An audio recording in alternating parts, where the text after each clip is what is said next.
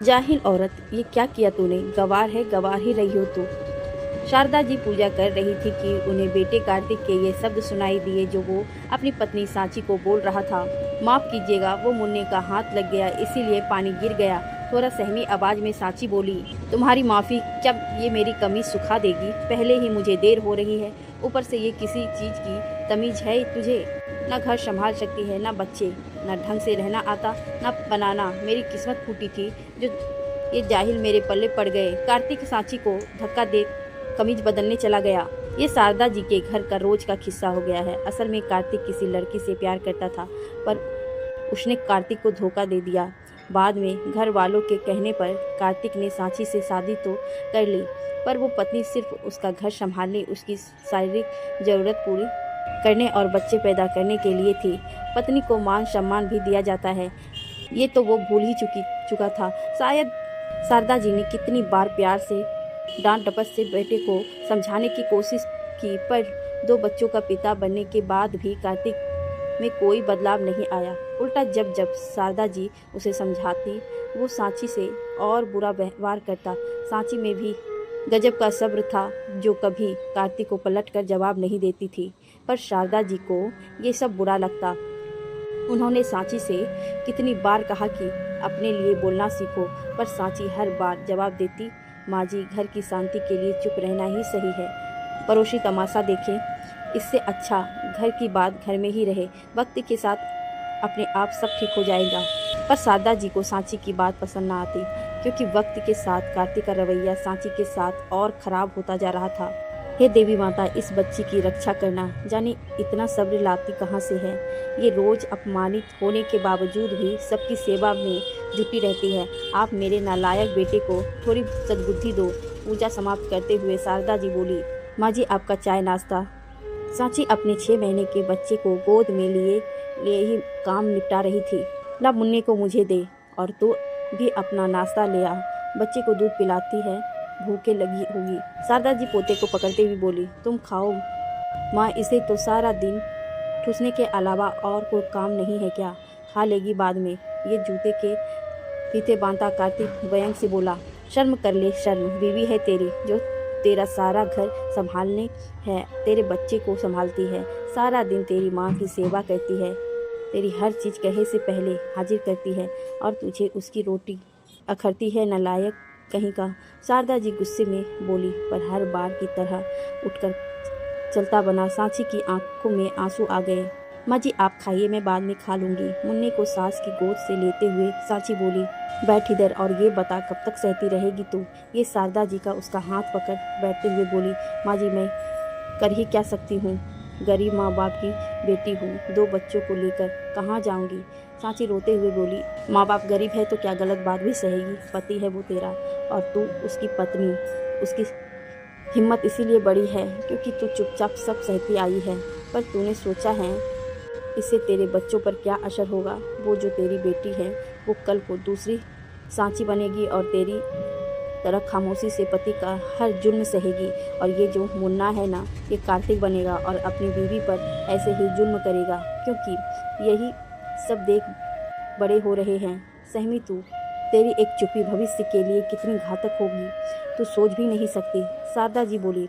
उनकी बात सुन सांची सोच में पड़ गई, क्योंकि सास कुछ भी गलत तो नहीं कह रही थी।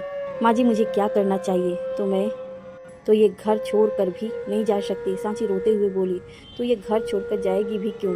ये घर तेरा भी उतना ही है जितना बाकी सबका। शारदा जी बोली, तो मैं क्या करूँ माँ जी? बेबस सांची बोली, उसे सबक सिखा, उसे अपनी अहमियत बता, उसे ये बता कि इस घर में उसकी और हम सबकी ज़िंदगी में तेरा क्या महत्व है। तू गवार नहीं है, ना ही जाहिल है, समझी? तेरी ये माँ तेरे साथ है। ये बोल शारदा जी ने सांची के कान में कुछ कहा। वो ये सांची कहाँ मर गई? पानी लेकर आ जल्दी से। शाम को ऑफिस से आते ही कार्तिक चिल्लाया, फ्रिज में पानी रखा हुआ है, ले लीजिए। सांची ने अंदर से आवाज़ दी, ये कौन सी तमीज़ है? जाहिल औरत, पति घर में आया, उससे पानी भी नहीं दिया जा रहा है। वो गुस्से में चिल्लाया, जाहिल हूँ तभी तो बोल रही हूँ, खुद ले लो, क्योंकि मुझे तो देना आता ही नहीं पानी। बेमतलब सुबह की तरह आपके कपड़े खराब हो जाएंगे। सांची नहीं, वही सही बोली, तेरे ये मजाल। ये बोल गुस्से में कार्तिक अंदर आया तो बेड पर सजी धजी सांची नेल पेंट लगा रही थी। उसने कार्तिक की तरफ देखा भी नहीं। कार्तिक गुस्से से घुट पीता खुद पानी लेने चला गया। बेटा ले जरा तो मुन्ने को पकड़, मेरे हाथ दुख गए सुबह से लिए लिए। जैसे ही कार्तिक वापस आकर बैठा, शारदा जी बोली, ठीक है माँ, आप खाना लगा दो, इतनी बहुत भूख लगी है।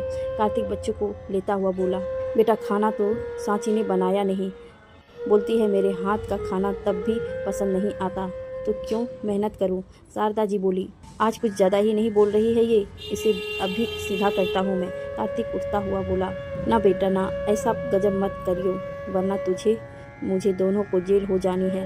आज ही बहू अपनी सहेली से बात कर रही थी कि वो इस घर में से तंग आ चुकी है, सोचती है पंखे से लटक मर जाए। अगर कल को मुझे खरोच भी आई तो इसके जिम्मेदार मेरे पति होंगे, साथ में सास भी। बेटा उसने कुछ उल्टा सीधा कर लिया तो बेवजह लेने के देने पड़ जाएंगे। तो ऐसा कर बाजार से मंगा ले खाना, फिर गुड़िया को स्कूल का काम भी कराना है। शारदा जी बेचारगी से बोली, क्या अभी उसको काम भी नहीं कराया सांची ने, और ऐसे कैसे हो कुछ कर लेगी। माँ आप बेकार डर रहे हो। कार्तिक बोला, बेटा वो कहती है गवार कहाँ जानो अंग्रेजी की पढ़ाई, इसीलिए नहीं कराया। काम और मेरा डर गलत नहीं बेटा, आजकल औरतों की सुनी जाती है।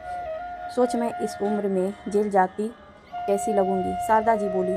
अब कार्तिक खामोश हो गया। थोड़ी देर सोचने के बाद उसने खाना ऑर्डर किया और बेटी को काम कराने लगा, लेकिन उसे कुछ समझ नहीं आ रहा था कैसे पढ़ाए, उसे आज तक पढ़ाया जो नहीं। अगले दिन कार्तिक को अपना कोई सामान निकला नहीं मिला, सांची भी उसे कहीं नजर नहीं आई। माँ सांची कहाँ है, उसने बाहर आकर पूछा। बेटा वो तो वॉक पर गई है, और देख मुन्ने ने पोटी कर ली है, अब मेरे से तो धोए जाएगी नहीं, तू ही धो। शारदा जी बोला, क्या वॉक पर क्यों। कार्तिक झुंझला कर बोला, उसकी कोई सहेली आई है इस शहर में। नहीं नहीं, इंस्पेक्टर है वो, उसने कहा सांची ने अपनी सेहत पर ध्यान देने को बस उसी के साथ गई है। शारदा जी बोली, उसने तो कभी बताया नहीं उसकी कोई दोस्त पुलिस में है। कार्तिक उत्सुकता से बोला, अरे मुझे तो बताया था, पर तब वो दूसरे शहर में थी। मुझे लगता है उसी की सह पर बहू आजकल अपने मन की करने लगी है। कहीं ऐसा ना हो वो उसे सारी बात बता दे और सांची हमारे खिलाफ रिपोर्ट कर दे। तुझे पता है ना, शर्मा जी की बहू ने उनके खिलाफ झूठी रिपोर्ट की थी, तब भी उन सबको जेल हो गई, जबकि यहाँ तो सांची सही है।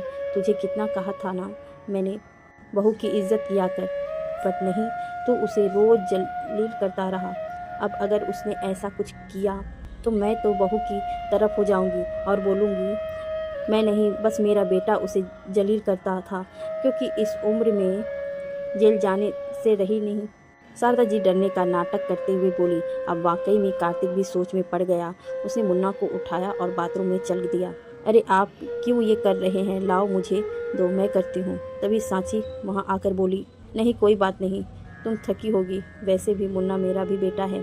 अपने स्वभाव के विपरीत कार्तिक शांत स्वभाव में बोला, जिससे सांची हैरान हो गई।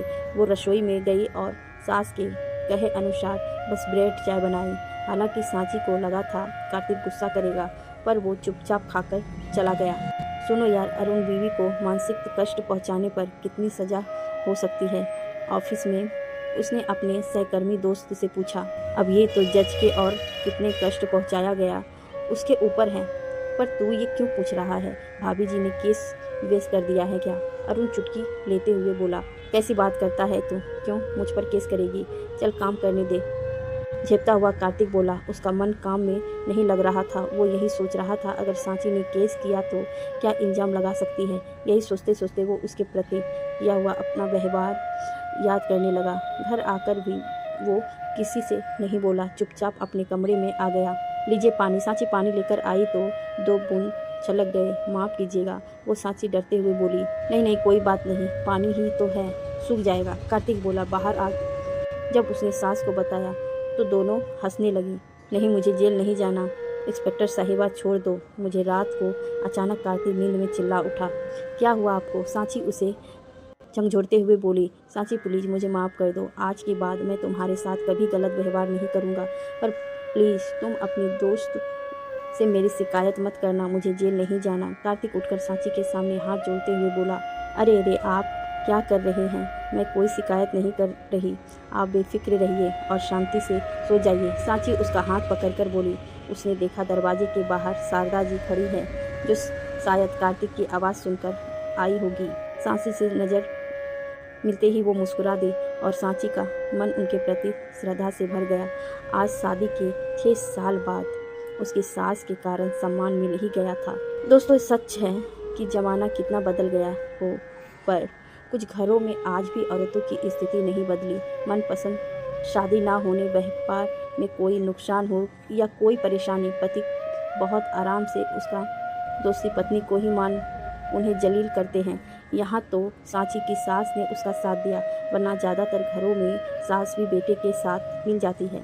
ऐसे में उस औरत को ये तो खुद कदम उठाना पड़ता है या घुट घुट कर जीना पड़ता है। यहाँ मेरे कुछ दोस्त कहेंगे ऐसे पति को छोड़ देना चाहिए था, पर दोस्तों, कुछ औरतों के लिए ये भी आसान नहीं होता, क्योंकि समाज तो क्या, परिवार भी साथ नहीं होता। किंतु मैं ऐसी औरतों को यही कहूँगी, पति पति है, कोई परमेश्वर नहीं कि उसकी हर अनुचित बात भी सहन करते रहो। जब तक आप खुद अपने लिए आवाज़ नहीं उठाएंगी, कोई कुछ नहीं कर सकता। यहाँ ऐसी स्थिति में शारदा जी को नमन करना चाहूँगी, जो उन्होंने बेटे को सही रास्ते पर लाने के लिए न केवल बहू को प्रोत्साहित किया, वरना उसका साथ भी दिया।